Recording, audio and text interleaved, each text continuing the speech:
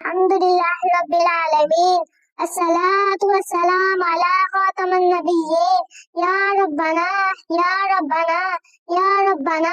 ए अल्लाह, अपने लिए अपने भाई के लिए भलाई मांगती हूँ। मेरी जितनी भी नई दुआएं हैं, तमन्नाएं हैं, मेरे भाई के हक में कबूल फरमा। आमीन। या दुआ कर लियो। हाँ जी भाई, मैं आपके लिए दुआ कर रही हूँ। आपकी बहनों का ईशा को खा जाती है।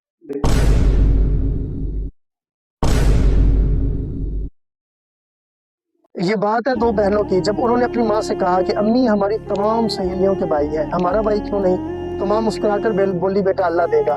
तो बहनों ने कहा, अम्मी अल्लाह कब देगा? तो माँ ने कहा, बेटा जब उसकी मर्जी होगी।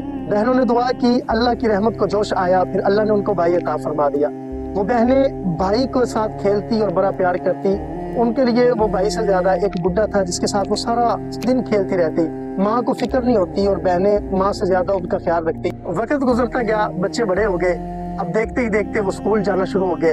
एक दिन माँ बड़ी परेशान थी। ये दिसंबर के दिन थे और बारिशों का मौसम था और बारिश हो रही थी। माँ परेशान थी कि बच्चे अभी तक आए क्यों नहीं। तो इतने में बच्चे घर में दाखिल होती हैं। माँ देखती है कि बच्चा खुश्क है, सूखा हुआ है इतनी बारिश में, लेकिन बहनें पानी से शराबूर है तो हैरानी से भी पूछने लगती है। तो बच्चा आगे बढ़ के बोलता है कि अम्मा, आज तुम्हें पता है बहनों ने अपने दामन में, अपने आंचल में मुझे छुपा के लाई है, मुझे भीगने नहीं दिया, खुद भीग गई है। तो माँ ने एक जुमला बोला, कहने लगी, बेटा इस नेकी को भूलना ना, कभी इस नेकी को याद करना और इस नेकी का बदला इन्हें जरूर देना। बच्चा था, उस बात को समझ नहीं सका। माँ ने जो नेकी वाली बात की। वक्त गुजरता गया, बड़े हो गए, बहनों की शादी होगी, खुद भी शादीशुदा हो गया।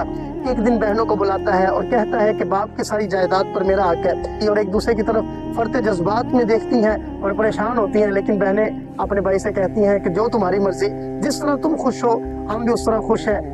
तीनों उठते हैं, तहसीलदार के दफ्तर जा रहे हैं। अब ये दिसंबर की रातें हैं, रात का वक्त है, आसमानी बिजली गरजती